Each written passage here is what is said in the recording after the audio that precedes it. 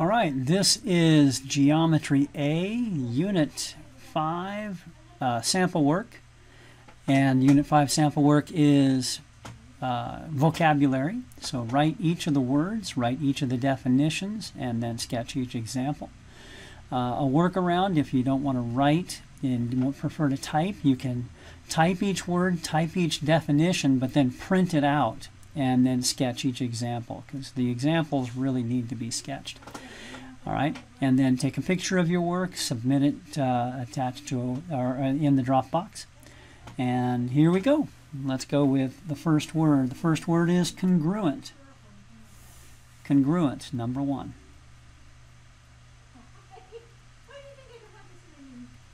Congruent means same shape and size. In a polygon, all sides are congruent. All angles are congruent. So I'll give you an example here. If these two polygons, quadrilaterals, are congruent, all the sides are congruent.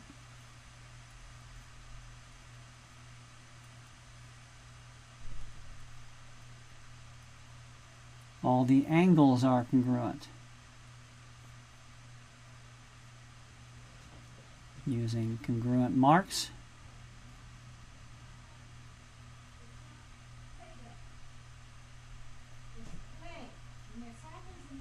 Okay, those are congruent because all the sides are congruent, all the angles are congruent. Congruent, same shape, same size. 2. Corresponding parts.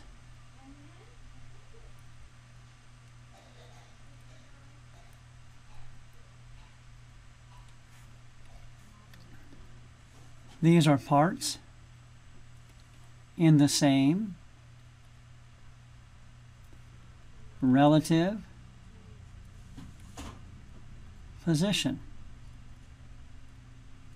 If I say triangle ABC is congruent to triangle DEF, then angle A corresponds to angle D, and side VC corresponds to side EF. BC, EF, second 2, second 2. A to A, or to D. First, so first, corresponding parts. Okay, number 3.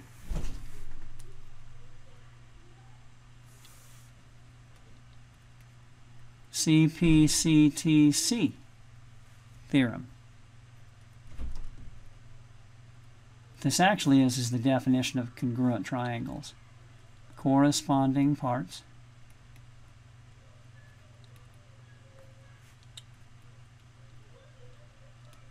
of congruent triangles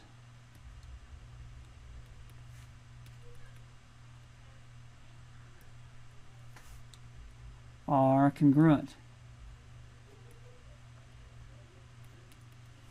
If I say triangle ABC is congruent to triangle DEF, here's what I'm saying. I'm saying these 6 facts. Angle A is congruent to angle D.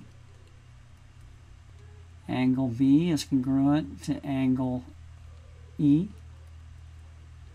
Angle C is congruent to angle F. I'm saying side AB is congruent to side DE.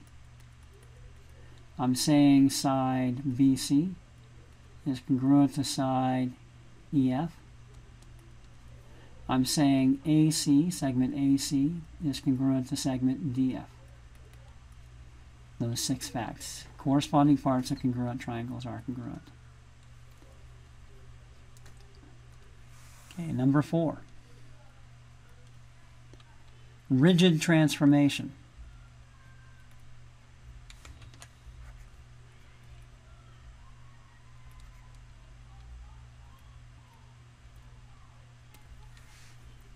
Change that preserves shape and size.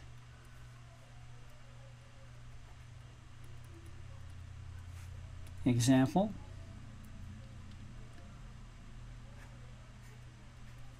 this reflection across this line. Reflection is an example of a rigid transformation because the triangles are congruent.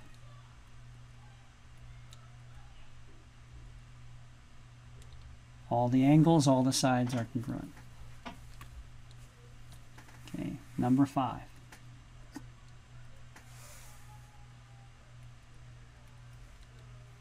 Reflexive property of congruence.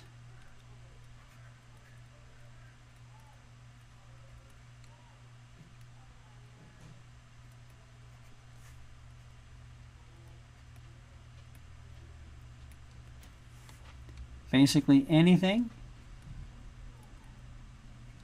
is congruent to itself. And we use it typically when shapes share apart. As in this case, if I have a diagram where these are A, B, C, and D, we would say BD is congruent to BD. Anything is congruent to itself by the reflexive property.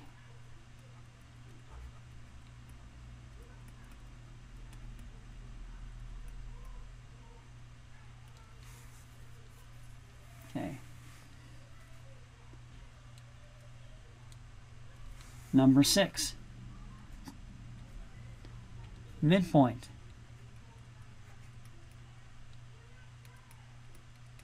It's a point dividing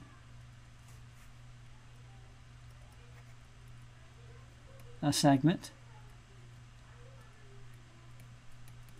into two congruent parts. In half, so to speak.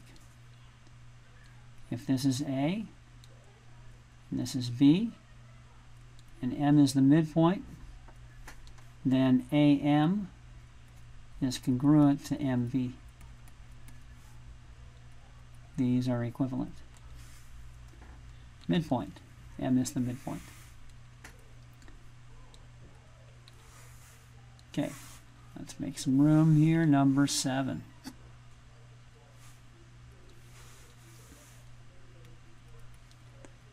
Angle bisector.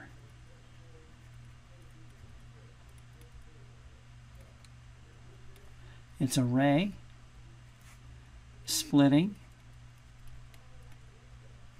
an angle into two congruent, let's use the word congruent instead of a symbol, angles.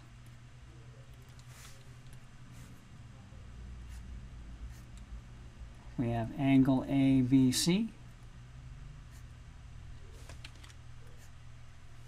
BD is the angle bisector if and only if angle ABD is congruent to angle DBC.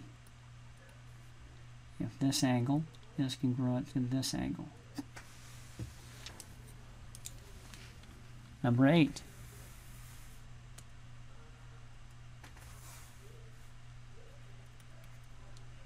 Triangle, angle sum theorem. All three angles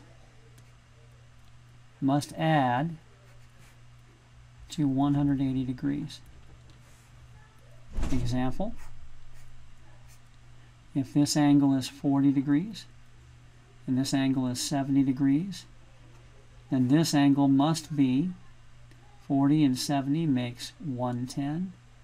Must also be 70 degrees. Because 40 plus 70 plus 40, or plus 70, equals 180.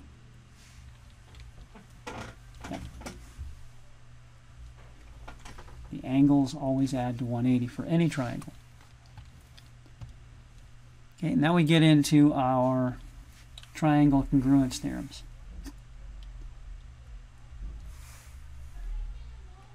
Nine. Side, side, side.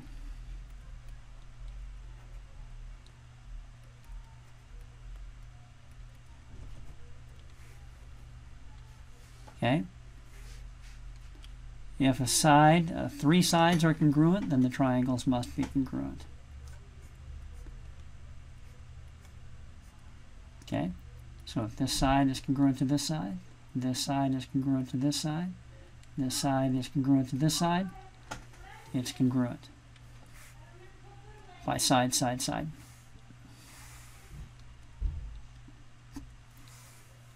Ten.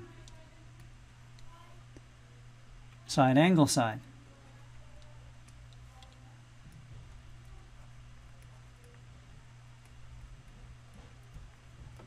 If two sides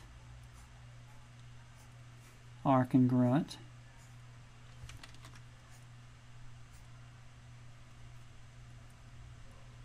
and the included angle between them is congruent,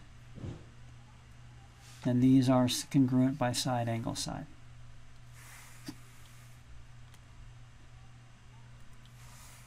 (11)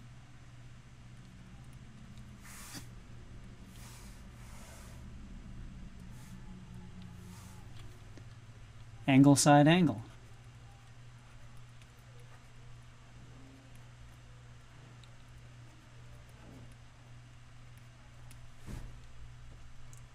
If two triangles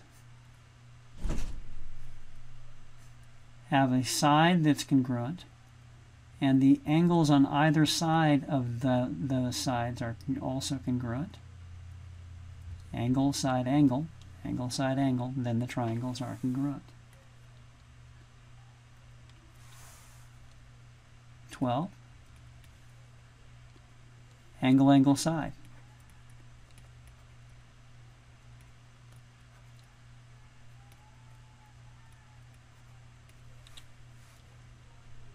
If two triangles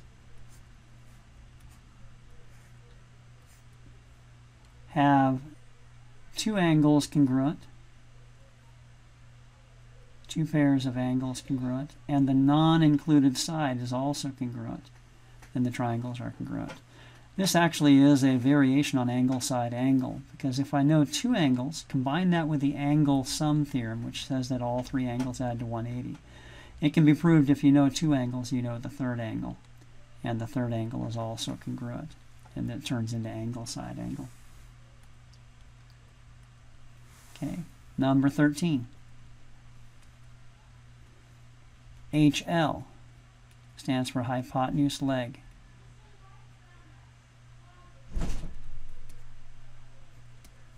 Okay, if you have two right triangles,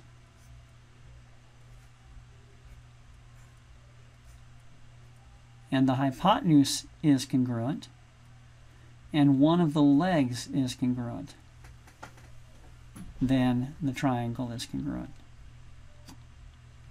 Okay, hypotenuse leg. All right, that's it.